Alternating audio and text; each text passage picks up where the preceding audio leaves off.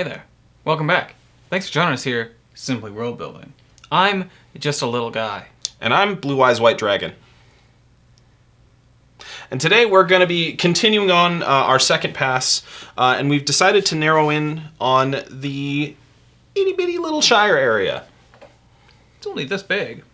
The kind of... Well, I mean, so we've got this list of, like, basically criteria for things we want to get done in the second pass so that they're decently built, and then we can get to the nitty-gritties afterwards. And right off the bat, I want to say that the vibe of this place is just peaceful and chill, because for the most part, they're kind of just left to do their own thing. Yeah. And that's one thing that I really like about them, is that they just don't really have the same worries that other places do. Yeah, it can lead to a bit of a unique setting when a lot of the worries and woes of the world aren't compiled onto them. Yeah, definitely. One of the first things that I thought about when we had made this little nest up in the mountains is that it's going to be this place with these sort of green rolling hills, very fertile. It's going to have some rain. It's wedged right between some mountains so the clouds can do their little dumpy thing as it comes off the coast. Little dumpy thing. As they do. And it only has one pass, basically, where people can get through and carts can get through and stuff like that. Yeah. And so that provides a huge advantage for things like defense. So I imagine them having not necessarily a big military, because why would they need or want that? Yeah. But whatever military they do have, they can just pretty much plunk right in that spot, and they've got crossbows and spearmen and whatever just hanging out there, and then oh yeah, you want to invade? Good. Now you're coming through this tunnel of unpleasant feelings. Yeah. My least favorite ride at the carnival. The tunnel of unpleasant feelings. Yeah, go through that with your significant other, see what happens. So we decided that was going to come out in Yothermere, I think, correct? Correct. Yeah, so that would make a lot of sense. And yeah, you're right. I feel realistically, the military there for the most part is, it's not even there for people at that point. No. It's there for beasts or any sort of crazy leviathans of any kind. I say leviathans, I feel the ones that would be coming through are going to be small scale comparatively. Yeah. And so yeah, as such, I get the feeling the members of this military, it's going to be less about actual military strength and might and organization, and it's more going to be just kind of a glory. It's going to be all about the glory and less about the guts, glory, wham. Yeah, I get the feeling the actual quote unquote military it's just going to be so not privy to the actual horrors of war. 100%. If you sent these guys out, they're oh yeah, we're soldiers, and they got sent to an actual war, they either wouldn't last 30 seconds or they would be crawling home Yeah, exactly. What do you mean they're gonna kill us? Yeah. But I also don't see them not seeing any fights either. Totally. But it's gonna be a weak resistance comparatively. Yeah, this kind of militia where anything that wants to come in and potentially disrupt the peace has to go through there. Otherwise, they're going through the brutal mountain peaks, and that's significantly less likely. Yeah, totally. So yeah, the vibe we're going for is pretty clear, and I mean, it's been, I think, very obviously laid out there for us by previous world builders that you guys have probably never heard of before. So yeah, we know exactly what we're shooting for. But so I guess when it comes down to allies or enemies. So enemies, none. Nil, other than the fact that we were considering having a small and not reliable back door that kind of comes up the mountains from the swamp. And so they may occasionally have something happens there, we may have even mentioned this before, but that back path from 300. Where potentially something could get through there, but nobody knows about it. Nothing ever does use that. Yeah. So we can kind of call swamp creatures an enemy, but they're sort of everybody's enemy. Yeah. Other than that, no enemies. Who can hate them? Yeah, no, exactly. Well, yeah, they're just little guys. They're just little guys. Just literally. little guys. Literally. Yeah, I love the idea that the reason everything around here, or at least the people, are so small is just The exact opposite of like the dinosaurs getting bigger to compete. They're just getting smaller because just nothing gives This a is fucking the shit. oh man, what is that like island with the wacky evolution? Not Gilligan's Island. What's the island? Do you know the one? Australia? No. No, the opposite of Australia. The one that still has those like weird. What am I? Where? What's his name went to? Dude who talked about evolution. Oh, Darwin? Yeah, there's like a Darwin Island. What am I talking about? there's an island somewhere where like there's birds there that don't exist anywhere else, and they've evolved all weird because like they don't have natural predators the way they do other places. I know. So I know what you're talking about. I just have no idea. So I'm just Galapagos. Is that? That's That's true? the one I was thinking of. Really? Yeah, Oh, okay. pretty sure. I'll put it on the green screen. We'll fact check that and then get back to you. But So if I'm right, this is like the Galapagos Islands of our continent, in that it's like kept pretty like distant from other threats, stuff. Yeah. and so they don't need to worry about trying to battle to the top of the food chain. Everything here is a dodo bird. Yeah, They're just like, hey, what are you doing with that spear? there's there's nothing there big enough to eat them. So why would they need to evolve to be bigger? Yeah. No. Totally. No. I totally get you there.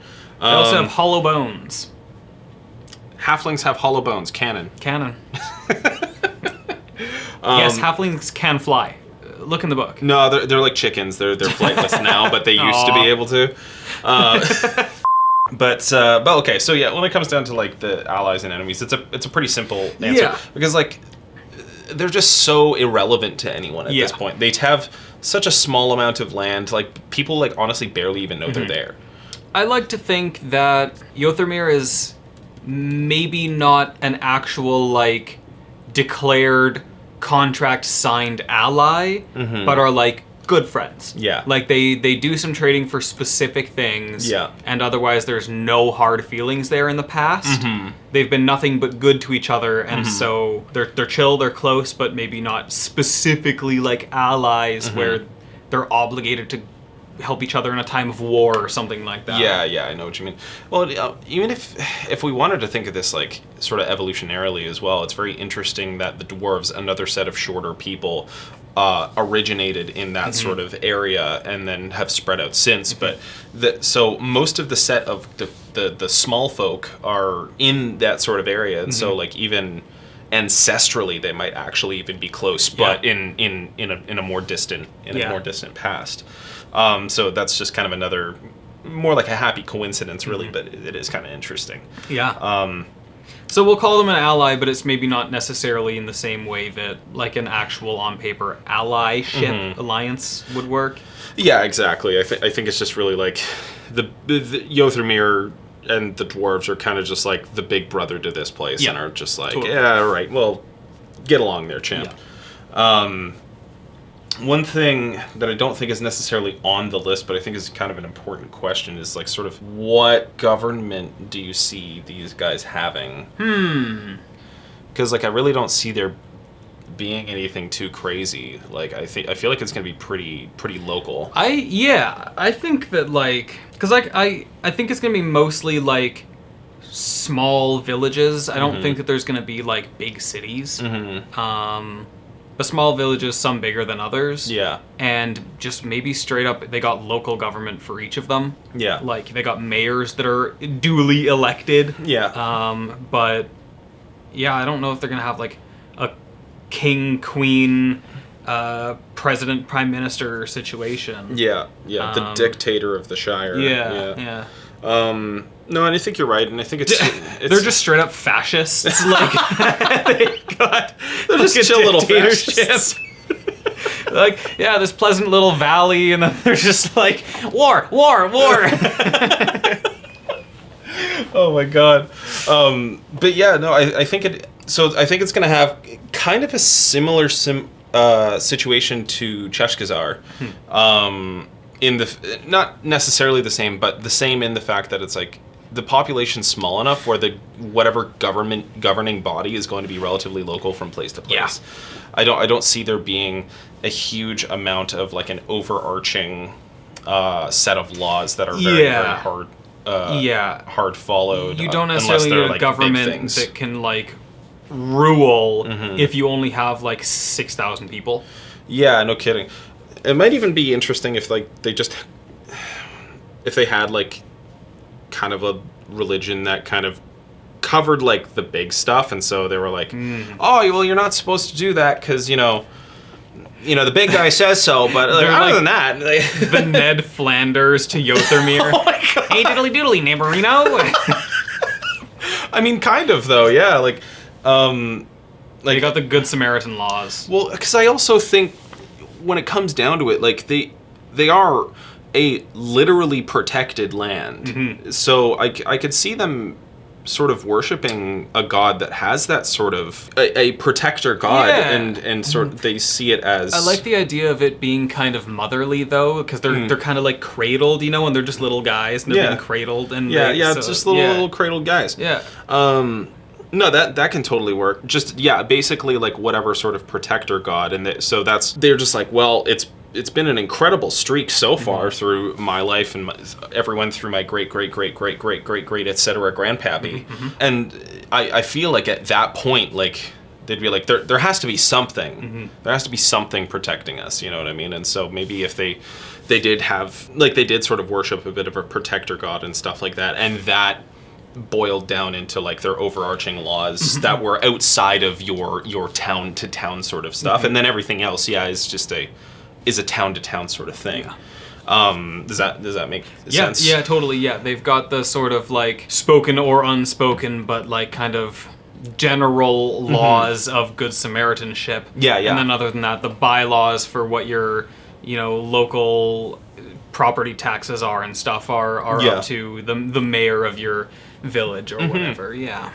No, that makes a lot of sense. Okay, so I did want to kind of cover that because that will inform a certain amount of like what we move on to in the future here. Next down the list is economic status and development. Sure. I think that like in the grand scheme of things, small. I think that they're small fries. But I think that like per capita, I think they're doing quite well. Yeah. I'm sure that a lot of it is going to be kind of like farm-based, like agriculture-based, because they need to support themselves, but that they have some sort of like artisan goods that are just like world-renowned, and can fetch a high price. And then we were talking about them also kind of in the sort of a classic halfling-esque way, being like tinkerers, and so potentially having like in the same way that Yothermere has like the truly crafty folk, they have almost kind of more like a small scale, like intricate version of that. Okay. Or did I make that up? I feel like we maybe mentioned that. Sorry, run that through again. That they sort of also in a similar way to the dwarves of Yothermere are like big into crafts, except more in like the intricate kind of way, where instead of like I think it's more gnomes than halflings when you're thinking about it in a D&D sense. I don't know. I kind of like the idea of them being simpler, because again, like a lot of what does drive technology is necessity of war. You know what I mean? That is a huge pusher of technological advancement, and so I feel like a set of people who are sort of set in their ways and not set in their ways in like a super stubborn way, but it's just like, again, no push to move forward or anything like that. I don't think they're going to have an advanced set of technologies for the most part. I have an interesting lore idea for you. Okay, shoot. Do you remember off the top of your head the almost like Saints of Yothermere thing? One of them was... maybe this doesn't work necessarily because we were talking about them being specifically dwarfs and humans to be married to each other. Okay, shoot. But I was thinking about what if like the one that was kind of like the hearth, like peace, tranquility, warmth of home and companionship, came from here or lived there or something like that, and so it's kind of got like almost that also twist on it. Interesting. Yeah, I mean, we might be able to work that in. Because I can see it at the very least being technically accurate, but not accurate in the folklore. You know, like they were this one outlier just didn't make any sense, and so just over time people just kind of forgot that detail. What if it's the kind of thing where like anyone outside of this place is like, nah, man, that's not true. But then they're like, everywhere else doesn't realize, but actually that person was from here. You know, like That's actually a great idea. like I people think, yeah. being like, "Oh, we love Ryan Reynolds," and then Canadians are like, "You know, he's Canadian, right?" And they're like, "I don't know if he is." You know, like, no, he's Canadian. Yeah. Really? Yeah. Look it up. And that, Do it. they got that thing about this saint of Yothermere. No, that's actually a really good idea, I think, because again, it's another sort of. We've mentioned this before, and we'll definitely say it again, in the fact that religions are incredibly wishy-washy, and like a small group of people might have a slightly separate belief, and like follow everything else. Like there's just so many branches and factions that Look can at the spread out. 92 different kinds of Christianity. Yeah, true. I mean, that's an excellent place to start because, yeah, like there are slight variations, major variations, and just all around a whole bunch of different types of beliefs about it, all based on sort of a similar central mode of thought. And so, like, this could just be, one of those variations where, you know, like the sort of vast majority of dwarves and even humans at this point, because of the merge in Yothermere, believe it to be this simple black and white sort of bisected, the dwarf half and the humans half merging, when in fact, like, history was technically a little bit more messy, and in the place where that person was from, that detail is remembered because it's important to them, but it's not important to anyone else. Even if maybe the saint of hearthliness was only like half this place, half halfling, so quarterling, huh? But, like, you know, and then they know that, but nobody else remembers that part or whatever. Like, well, because it's a detail they wouldn't have included, or have omited in their own interest. They're like, y'all know this saint of hearthliness as being like cozy and friendly and heartwarming and kind and gentle and compassionate and all this. She gets that from here. Like, that's why. No, totally. And so they really have that kind of. I do like that idea. That is actually that's a really cool detail. Well, there's some lore for you. A little lore sprinkly. I mean, it could be that even Yothermere, like the original Yothermere that was proper dwarven, had maybe included these people in their country at the time, and since the sort of merger kind of gave them. Like, it just was like the halflings were like not necessarily for that, but it was just like, okay, well, just hang out here then, or something like that, or even just maybe not that, maybe they just were allies even up to that point. I like that more because I find it's pretty rare for anybody to just be like, yeah, you have your own shit. Yeah, no, that's totally fair. Grant any level of freedom without actually fighting to the death for it. Yeah. Or being bribed in some way. But yeah, so they've been allies since, like, even prior to Yothermere as we know it, and so the tradition has probably just kept up. At the very least, the saint kind of being from there and it just being forgotten to history is a interesting point. Yeah. And she could even be a representative of the god that like they consider her a representative, like just their personal saint, and so she's like kind of related to the Yothermere lore, but realistically, like, they kind of don't care about the rest of it. They're like, no, this person. And if I remember correctly, and also with some mild note checking, I think Machnas was the god of craft. No, that was Iligfrel, I believe. We have the Titans written, so if that's incorrect, pardon me. But luck, safety, harvest, and trade sounds an awful lot like a god that these people would revel in. I'm not sure if we gendered the god. I don't know if we gendered any of them, which is fine with me. I'm cool to genuinely keep it that way. We can either figure that out or not later. Or if we have already, we will review that. Apologies, our notes are messy or barely existent at the moment. Either way, Machnas would be a excellent god for them to all of those things sound like their cup of tea. Yeah, definitely. It could be interesting if they even gave him or her their own name. Like, maybe he's not. They're not known as. Not known as Machnas to them, but that's another detail we can figure out in the future. But this was all economic status and development, and realistically, I think they're for the most part a simple farming place. Most of their economics is going to be interacting with Yothermere. And, I agree.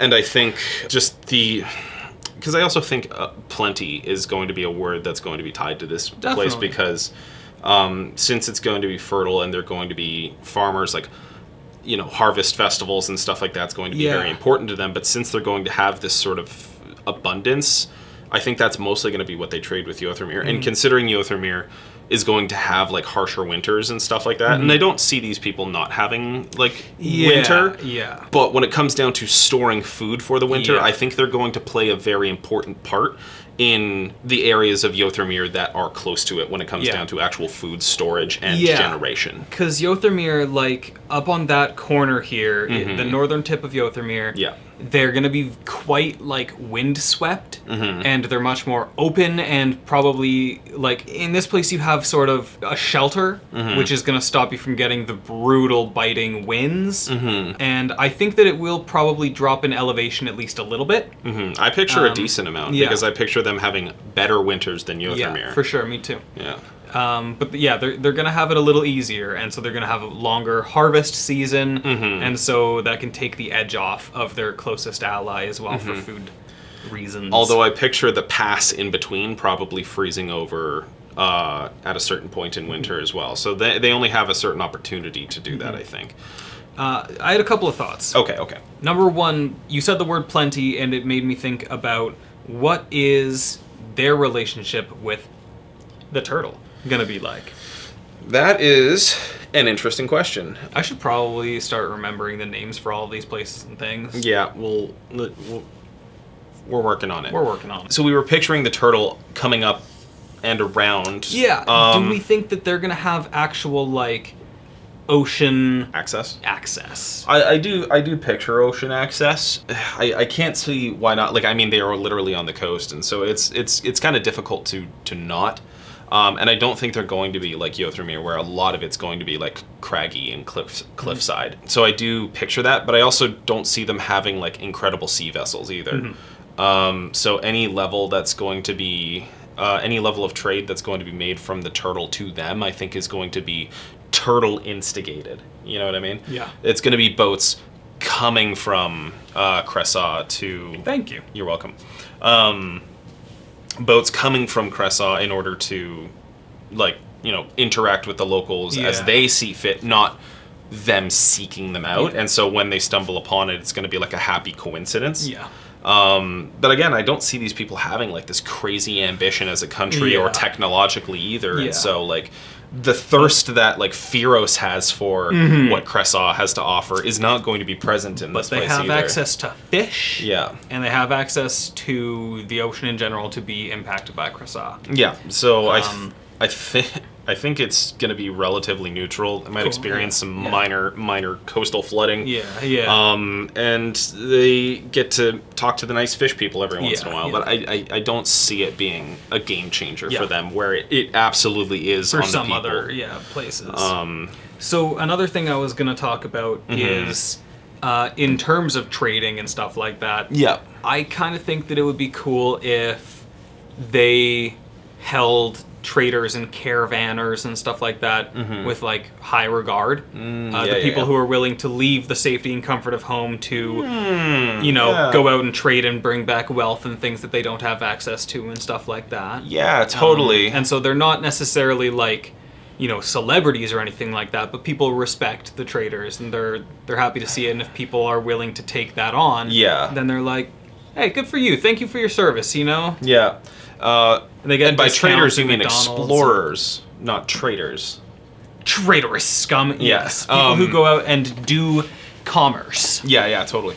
That would be in another area which we could, I guess, migrate into right now, which is cultural norms and taboos. Yeah, good segue. But yeah, so I mean that would make a lot of sense. Like when you live in an area of safety, like leaving it out into the danger to bring back stuff is just kind of dope. Totally. Like that's, I mean, kind of really the human definition of adventure. Yeah. And so I like to think that it's actually like blown way out of proportion. And so like a lot of the people who leave and then come back, like, it's dangerous and stuff like that, but they travel to like the next city over and like pick up a few things and come back, and then they're just like, oh, you should have seen it. Yeah. I was fighting dragons and just like the minute I left the valley, oh man, it's crazy out there. Yeah. And like the people revel in like the stories of it. Can you imagine though, like growing up on these stories, then you go out for trade and you're like, they all fucking lied to me. Well, now I have to come back with another story. And so they just all kind of realize, and then they're like, nah, I gotta make this sound way cooler than it was. Yeah.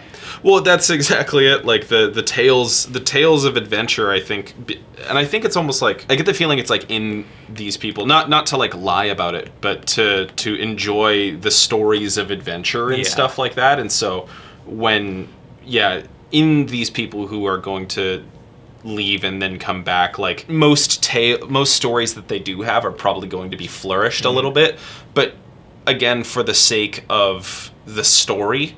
And it's so like, I don't think it's not malicious. Yeah, it's not in like a selfish like, oh, praise me sort of way, but again, I think it's just kind of a cultural thing to find the idea of adventure to be incredibly fascinating, and like the Outlands to be such a mysterious thing to them. Well, I'd also like it if just in general in their culture there was a big element of storytelling. Oh yeah, that's like word of mouth, oral tradition. Like they have a lot of like maybe plays and stories and theatrics and maybe even music and interpretive dance and stuff like that. But just like that sort of performance, storytelling, sharing things through speech or whatever is big for them as well. That would make a lot of sense. And so that would kind of roll into like the people who do actually end up trading, even just the people who just go to Yothrymir, coming back and like embellishing stories a little bit in order to make it more interesting, I think is just sort of something that they would do. And God forbid anyone actually go out, way beyond that and actually explore the world, and then like they come back and they're going to be celebrities for sure. But the idea of just like, a simple trade caravan kind of being treated as a celebrity just because it's like kind of sensationalized. I love that idea, definitely. So that's a decent amount of like norms, but is there anything these people find taboo? Yeah, exactly, beyond the obvious. Interesting question. They're such a simple folk. Like they're such a simple folk that nothing really came to my mind immediately. I feel like there's got to be something though. I mean, they seem like they seem pretty. I don't want to say monotheistic, but I do feel like they're going to be pretty caught up in like their religion. It's so much kind of part of their way of life. Yeah, and I also think that there's almost like a theatrical aspect to that even. Oh yeah, there's probably several, like you say, like plays and songs and stuff about that are very important to them, about like that basically is like their folklore and religion. Like that's how they communicate it. And so I get the feeling that either being a non-believer is going to be kind of something that they look down upon, or and not like in a like we're gonna kill you over it way, but in a like they kind of feel sorry for you. What if also... I like the idea. I just also had a thought. I was concentrating on that. No, totally. What if also, because they're going to be a relatively small population, choosing not to have children is kind of like, maybe not taboo, but like is notably weird. And they push to have big families and maybe, they have like the propaganda of big family, like... like, oh, my big happy... There's like... So, in old school, like, Americana, there's the idea of, like, 2.5 kids. I learned about this recently. Oh, okay. Where, like, you got the white picket fence and, like, a boy, a girl, and then a toddler. And that's where, like, Family Guy, American Dad, all of the Simpsons, like, they're always, like, a boy, a girl, and then, like, a half, which is like either a baby or a talking dog or sometimes both. But there's that idea of like 2.5 kids. That's sort of like old Americana. What if here it's like 7.5 kids? Where like they just really push the idea of having like big families. Yeah, I wouldn't call it propaganda because I don't think they're putting up posters and being like. But like that's in all the stories and like, oh, you know, your mom, her mother's mother's mom, and like just et cetera, all came from big families. Sorry, I just picture like the big utopian like leader's face on a billboard just being like, fuck your wife. I don't know if I should make a visual for that or not. Like, I'm all for it, but... Can you just put like the red background with the red to blue scale effect on his face or whatever? I see it. But yeah, so yeah, it's not a propaganda. Not propaganda, but people genuinely do think it's strange if you choose to not have kids or something. Yeah. If it's a medical thing, then hopefully they can get over that. Yeah. But like, if you choose not to, they're like, what? That's weird. Like, why? Well, I mean, I can see... Don't you want a big happy family? Like, there's no better feeling than that, Well, yeah, totally. Kind of thing. No, absolutely, and I totally agree with that. Also, specifically because of the level of abundance, like they're one of the smallest countries that exists in the world, but they definitely aren't going to be lacking for land because of their sort of population. Yeah. And I think that since there's an abundance of food, like you're going to have a lot of care and help from your community, and like you're going to be able to build your own house on your own land and stuff like that. The idea that you're just like choosing not to is going to be so weird in them, yeah. Because like, I mean, you see the opposite nowadays where like things are so expensive currently and stuff like that, where people are choosing not to have kids because they're like, how would I do that? Do it. Exactly. Like I know plenty of people who would love to have kids, but they're just like, dude, rent is like $30 billion. Can't afford rent, can't afford groceries to feed them, can't afford, et cetera. Yeah. And here is the opposite. So they're like, why are you choosing to not have, like... Yeah, exactly. I see the opposite effect swelling up. Yeah, don't you want 17 babbling baby boys bouncing around your... And pulling, village pulling on your face and ears. Yeah. Exactly. Yeah. So as such, like obviously, like family values are going to be a very important thing here.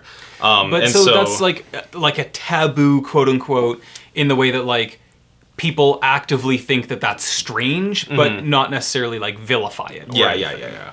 Well, I feel like all of the taboos are going to be based on the cultural norms. Yeah.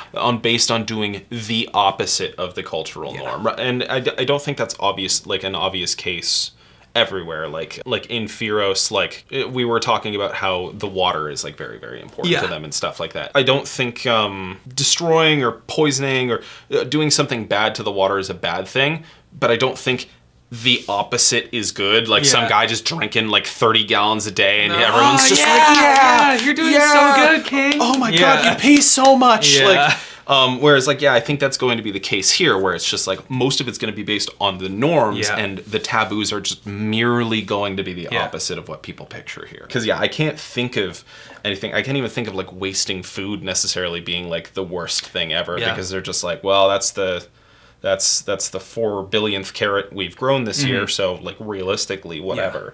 So okay, that does make a lot of sense. Okay, we did kind of cover leadership in government.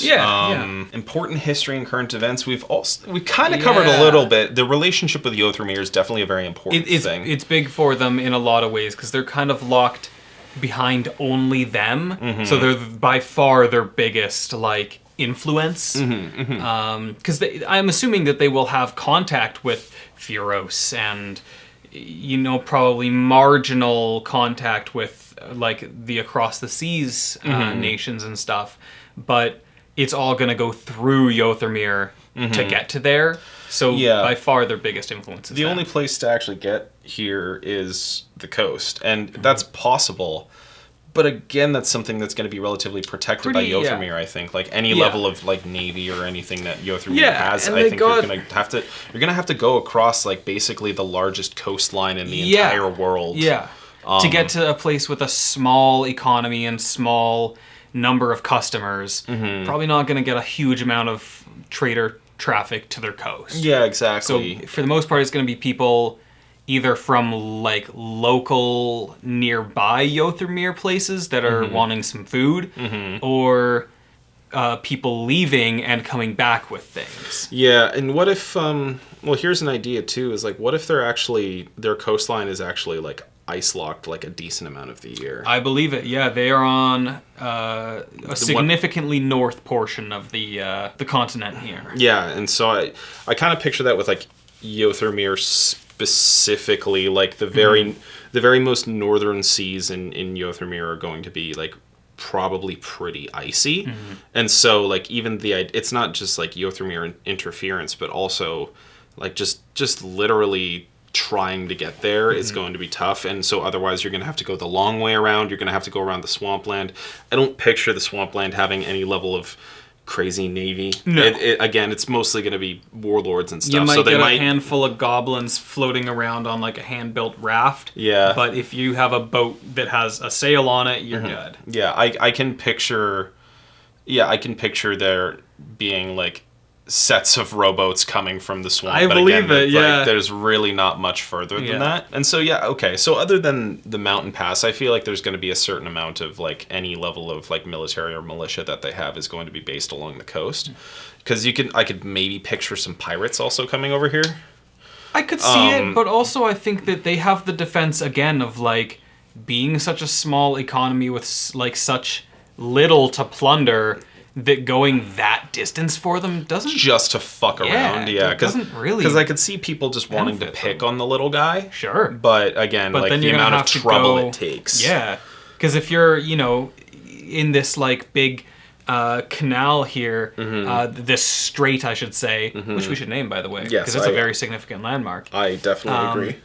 That's where a lot of pirating happens. And in order to get to these boys up on the northern end of the other continent, you're going so far out of your way, you're passing by all kinds of better targets on the way there, and probably having to fight for it too, because you're in the middle of many, many nations that have significant navies, just to go over and get some of their carrots, goat cheese and stuff. Goat cheese. They got the good goat cheese. Yeah, exactly. But I don't know if that's worth it. Yeah, no, total. Well, goat cheese. They got goats in the triplet cities as well. But yeah, so no, that does make a lot of sense. Yeah. So yeah, I feel like this place doesn't have like it's the whole idea of this place is the simple life. I think. Yeah, agreed. Yeah. And so like history and current events is going to be very limited. I think history that's important is going to be the one saint of Yothermere. And I think that's a big thing for them. And I think that it's probably a bit of a point of pride that they have always been independent. They have never been conquered militarily because of the strong militia folks defending the mountain pass, defending the gate. Well, and their God protecting them. But then also a huge amount of their history and culture is just kind of stories that probably have been glorified and telephone gamed down the line. Yeah. Which I'm sure manifests in all kinds of crazy stories that they have in their history. Yeah. But is all kind of just passed along from generation to generation in stories, or in plays, or in songs, or whatever, or poetry. But how much of that is real world impacting stuff?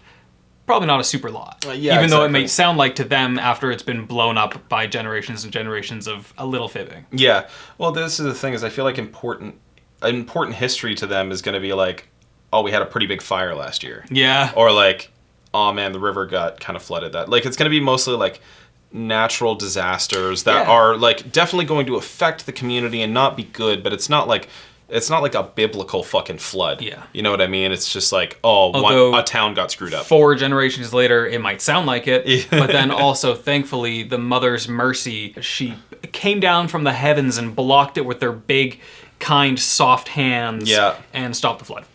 Yeah, exactly. Like, it's going to be a lot of that. And so I feel like important history is going to be not important globally to anybody else, and very important to them. Yeah. All in the story. Current events. Is there anything kind of fucking up here right now? I mean, I think that's kind of the beauty of it, is just how peaceful it is, where everyone else doesn't really have that. You're right, and I want this place to be wholesome, but I also feel like there has to be plot here somehow. Sure. I think okay, do we want to do something that affects at least slightly globally and them the most? Something like maybe there's a little bit of a, it's a bad year for crops or whatever, something like that. That's horrifically bad for them. I feel like something that would be important to a set of adventurers playing in this setting. Sure. You see what I mean? I had the idea that maybe there is a younger, medium-sized Leviathan that is starting to become a bit of a problem to them. And that would be like some low-level questing kind of stuff, but like not like Leviathan as in like anything big, but this magical creature that's causing some problems one way or another. The only other thing I could think of would be probably to do with direct neighbors. Maybe something's going on in Yothermere that is teetering on their, like, is poking at their alliance a little bit, or possibly because we've also put the undead moose Leviathan directly adjacent. I like the idea maybe of it coming from that side more. Yeah. Like, let's say that in recent weeks, there actually have been maybe some level of, like, undead or whatever spooky creatures, it seems, have found that path. Exactly. And it might be slow now, but the leak is kind of gaining, and it's actually starting to kind of spook them, because before it was like, oh, like, one weird thing found its way out, but like, I stabbed it with a spear. Yeah. Yeah, exactly. And then it's like, oh yeah, but this week it was 2. Yeah. And the next week it was 8. Yeah. And then like it's just increasing gradually, or rapidly, I should say. And maybe that is because of like this moose with the swarm of undead has sort of just kind of discovered this path. Well, or is maybe increasing in power rapidly for some reason. What was that? Was that World War Z? Yeah. Where like all they're of just the piling on top of each other, piling up and are like starting to pour over into the mountain pass on the other side, their back door. Yeah, I think that's okay. I think that adds a little bit of something where like there's at least, because I don't want there to be any necessarily areas here where it wouldn't be interesting to adventure. To be in, for sure. Yeah, for like an adventure. For sure. There's got to be some quests. No, somehow. I like that a lot. And also, you see what we just did there? We threw a couple of random little things in the swamp earlier that didn't really have any specific relevance. And oh, what's this? A dangling thread? Connected. Yeah. Well, this is exactly it. Just start, like, again, feel free to just start throwing stuff down and then coming back to it later. Like, we've been repeating this, but I think it's such an important point that not having answers to things now will allow you to connect things to things later. Yeah. Because it wasn't so difficult for us to just look around at other things that we've thrown at the wall and be like, yeah, that kind of makes sense here. I like that. Yeah. So, okay. So there's at least a little bit of some sort of conflict or something to, some sort of questing to do.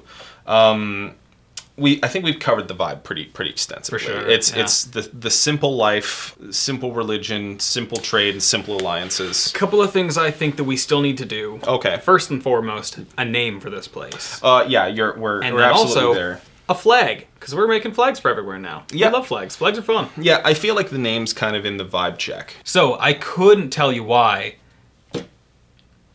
I kind of want the name, for some reason in the back of my head, it keeps being Rhod something, like R-O-D, R-H-O-D, R-O-H-D, R-O-D-H. Yeah. But like Rhod something, Rhodeer, Rhodesia, Rhode Island. But something like that, you know what I mean? I couldn't tell you why, but that's in there. Yeah, no, that is something interesting. After slapping many a syllable on the end of road, because for some reason that wouldn't leave my brain, couldn't tell you why, but sometimes you gotta follow your gut instinct, we've decided on Rhodhede. Rhodhede. Let's write that down on the map so we don't get screwed around on it like we did previously. How are we gonna spell? Yeah. H-O-D-E-E or H-E-E-D? Rhodhede? Or start again. R-H-O Yeah. D Yeah. H Yeah. E D E. Yeah. Cool. Yeah, I like that. Rhodhede. In my horrible handwriting. So it's that's what the zombies who are creeping in keep calling it. Welcome to Rhodhede. We have grass. I unironically want, not even because this has become a bit, but it became a bit because that was for some reason something that I wanted them to have. Good ass goat milk and goat cheese. I think that's going to genuinely be one of their exports. Oh, yeah, huge. I think they got phenomenal produce. For some reason, things grow so good here. They got tomatoes the size of your head. Dude, the farmers markets here. Yeah, oh crazy. shit! Oh, they gotta have a huge pumpkin festival every year. Yeah, that's I guess kind of something we didn't fully cover in like cultural norms and taboos is just like festivals, but realistically, I think it's just a harvest festival. For sure, they've got a harvest every festival. chance they get. And it's like in spring, middle of summer, like and they'll have like a winter is coming festival where they just like go nuts eating like leftovers and stuff because they're like, we got so much food, most of it's gonna spoil. We can't eat all this over winter anyway. Yeah, and then like, ooh, what if one year they didn't have so much, so they had to cancel that festival. Yeah. Boom. Drama. Yeah. I feel like they're gonna celebrate like every solstice with food. Food. They can't stop celebrating eating food. It's a big thing. Inviting over all your friends and families. Yeah. They're big families. They came from all the way across the river. Yep. Yeah. Every household has a perpetual stew. Mm-hmm. Yeah. So yeah, I feel like that's going to be most of the holidays of this sort of place is just going to be related to that. And I don't like, they're all just excuses to do so. Yeah. So now we got the flag. We're on flag now. The flag. You have any pitches off the bat? Well, I mean, for a lot of the things that I'm thinking thematically, put it not dissimilar to Yothamir. Okay. But yeah. Well, thinking of like land and landmarks and stuff like that. I think that they are going to have green regardless. But what if in the way... What if theirs was simple? Okay. And what if it was like, let's call it, like, here's my pitch. Green bottom half, dark blue top half, some light blue stars, just a couple little sprinkled ones in there. Kind of in the way that like they got the stars on most of like the island places, like the island maps in real life. I'm not sure I want it to be a landscape representation necessarily because I don't think that's common in most flags. In a lot of, and I mean realistically, most flags are just like we pick 3 colors and put them in a fucking line, which isn't super interesting. But that's kind of what like I was picturing is like. The green and the blue, not necessarily because of like green and sky, although kind of, but in the way that like a lot of flags are like, oh, you got a black and orange and a red and a whatever, like you just choose 3 colors, that sort of way, and then like just a scattered like couple of light blue stars or whatever, maybe that they are the what do you call those? Constellation for the mother. Whatever their sort of god is. That's an interesting idea. I actually, in trying to think of what to do with the flag, actually made me think of something that could physically be within the world as well. Sure. What if they had like a big sacred tree? Oh, yeah, you love your big sacred trees. I do love it. Oh, you should check out my, if for whatever reason we post my actual campaign I'm running, there's so many gigantic sacred trees. I love me those giant Rudy bastards. But Rudy, I had the idea of putting like, so what started this was the idea of, again, since like food and harvest is an important part of their culture, if there was like an apple tree in the thing. But I was like, what if that apple tree was way more important than just a regular one? So what do you think about having like this sort of, it doesn't even have to be like gigantic, but it could be some sort of really, really ancient tree that is magical in one way or another that is also important to them. Maybe it does grow like some sort of special fruit or something like that. I don't mind it. Fair enough. But I didn't envision specifically anything like that. So I need to hear a pitch on how this tree is important to them to be sold. Yeah, fair enough. It was just an idea because I was thinking of, again, like just an apple tree because I feel like that would often represent like orchard and harvest and stuff like that. And I was like, okay, what if we take that motif and make it more important? But realistically, I'm not nailed to it either. I don't mind the idea or anything. We could do what could be interesting, I think, as a actually let's pull out our little flag making drawing area over here so we can kind of pitch some ideas here. Remind me again. So you had 3 colors in yours? In your idea, or sort of. Okay. Just in the way that, like, all right, we've got it. We've done it. So we have a little bit of we've changed things up a little bit from when you tuned in 35 seconds ago. So we have the representation of wheat fields and the sort of grass, and a dark night sky with a constellation that represents their sort of protector goddess that looms in the sky above them at night, protecting their lands. So that's the basics behind our thoughts on the whole thing. Dominating the bottom half of the flag is sort of like a wheat-colored yellow, like arrow, going into the rolling hill of dark green. And then, the dark blue sky for the nighttime with the red stars of the constellation for their mother-like protector. Yeah. We think that's some pretty good representation. So I mean, that's the flag. You can see our crappy version, and then we're gonna have our glorious editor Corey put up a version that doesn't look like absolute garbage. Thank Corey. Yeah, thank you. No problem. But yeah, so now that's the kind of final bit of that's the cherry on top of our new Stick place. Stick the flag in it, because it's done. Yep. For now, for the second pass. Yeah. We'll come back and give them some more hyper specifics later on. But. Yeah. Welcome to Rhodhede. But either way, so I guess that kind of wraps up this episode. Cool. Thanks for tuning in, and we'll see you in the end card. Bye for now. Hey there. Welcome to the end card. Thanks for watching the episode. Remember to like and subscribe, and also feel free to leave a comment so that you can maybe be featured like these folks coming up right here. Whoa. Do you want to kick it off? I have one here on a short where I was talking about what to do with your creatures after they're killed in an encounter. Monkey Man 1 says, I have my players roll survival after a kill, and depending on what they are eating, I give them buffs or debuffs, depending on how good they cook and what it is. Also, dragon eggs are like magical nukes, but grant the eater dragon powers if they can survive and eat it.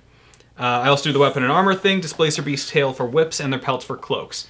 Perfect. Exactly. Yeah. This is what I'm saying. It feels like you already put in the effort to create this encounter, and they already put in the effort to kill these things. Yeah. So, sure, like, it gives XP if you're doing XP, or it's just 1 out of 4, 5, 6 encounters until they level up. But then all that hard work is going to get forgotten, and you might as well give them something, even if it isn't an upgrade or epic loot.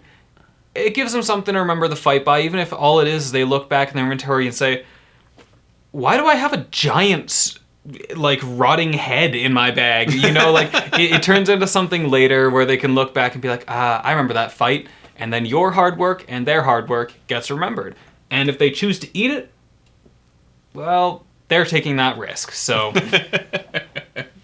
Oh my gosh, I love that. We got one here from Hunter Vera 4500. This is from our short Souls and Spells, talking about a character that I've made. Says, signing a contract in order to cast a spell is the most badass concept for spellcasting, for a spellcasting character. Thank you. I feel incredibly validated. Incredibly validated. But no, in all seriousness, no, I like to, this is the thing, is like when it comes down to creating characters, like I really like to dig deep into what, like the small pieces of that character that make it feel special. So when it comes down to, because I also love helping people make characters. I've helped pretty well everyone but you at this point make a character, I think. And that this is always the thing, is I'm I'm constantly asking questions. So, like, someone will present me with like, oh, well, okay, I was thinking about this.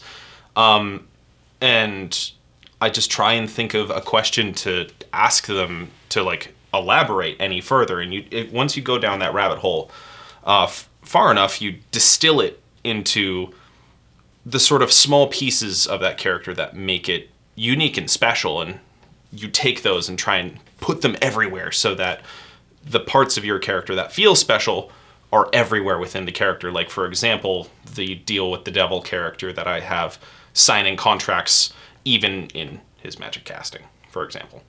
So, either way, thank you very much, Hunter Vera. That made my day. I've got one here from our short, Is CR Trash? It is. From a user named Douglas Ballant GL8PL. Glateful. I'm not sure. But Douglas Ballant. They say, CR is trash. Correct. I just cheat. I'll make the monster's health pool, AC, damage, etc. Variable to better fit with the players. And all their stats remain the same. I replace the CR system specifically by checking the health pool of the players and comparing that to the highest attack the monster has. It should take 3 to 4 hits for a hard fight, 5 to 6 for a medium fight, and 7+ for easy fight, etc., etc.